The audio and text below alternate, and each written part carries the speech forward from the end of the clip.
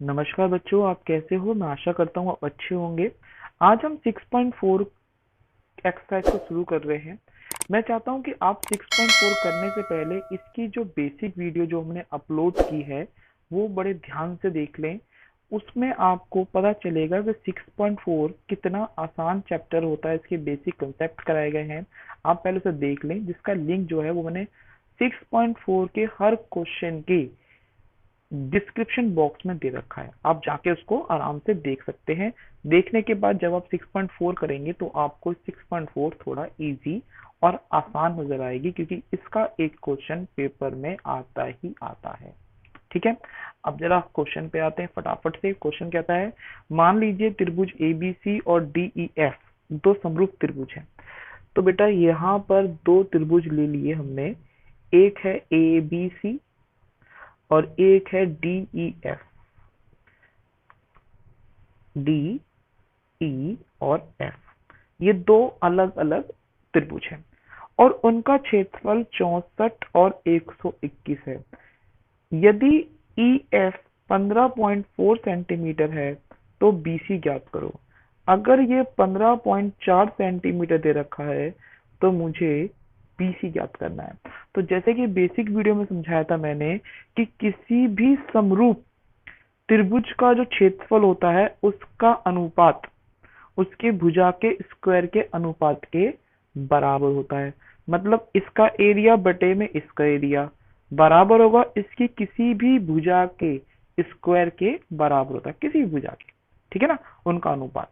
तो इसको अगर आपने देख रखा है तो आपको समझ में आ गया होगा। तो अब हम करते हैं, हल करते हैं फटाफट से।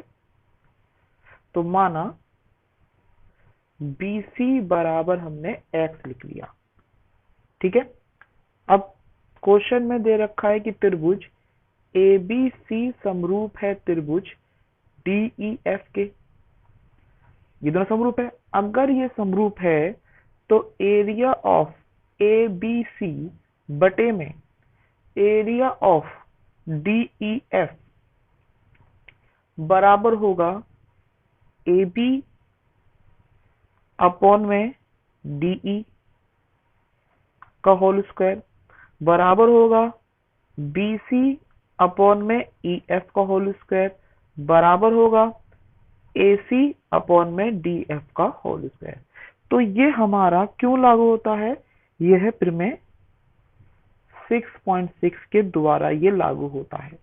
ठीक है, परंतु मुझे तो बी एक्स निकालना है और ए ई एफ निकालना है। तो मैं लिखूंगा area of A B C बटे में area of D E F बराबर होगा बी सी का स्क्वायर अपॉन में ई एफ का स्क्वायर, या दोनों को एक साथ भी कर सकते हो।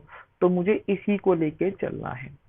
तो area of A B C दे रखा है 64 और जो डी ई एफ दे रखा है 121 बराबर एक्स अपॉन में 15.4 का होल स्क्वायर। इस स्क्वायर को पल्ली तरफ ले आएंगे तो वो रूट बन जाएगा, या फिर दोनों तरफ रूट करने पे आप इसे लिख सकते हैं। तो ये हो गया रूट 64 बटे में 121 बराबर है एक्स बटे में 15.4। तो 64 का रूट होता है 8 और 121 का होता है 11 बराबर x बटे में 15.4।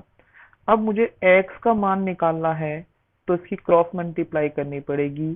तो 8 मल्टीप्लाई 15.4 अपॉन में 11 बराबर है x। इसका पॉइंट हटाया तो 10 आ गया। अब काटना शुरू करते हैं। 11 एकम 11, 11 एकम 11, 11 चौक 44।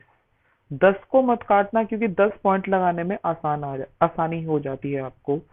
अब 14 का पहाड़ हम पढ़ेंगे 8 तक। तो 14 अट्ठे 112 बटे में 10 जो कि x के बराबर है। तो x बराबर हो गया आपका बेटा 11.2 सेंटीमीटर।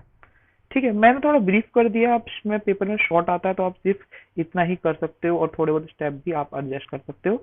एक नंबर में कम करेंगे, 2 नंबर में ज्यादा करेंगे, 3 में और ज्यादा करना पड़ता है। ठीक है, तो क्या क्वेश्चन समझ में आ गया? अगर क्वेश्चन समझ में आ गया तो प्लीज से लाइक करें, शेयर करें। ओके बेटा, बाय।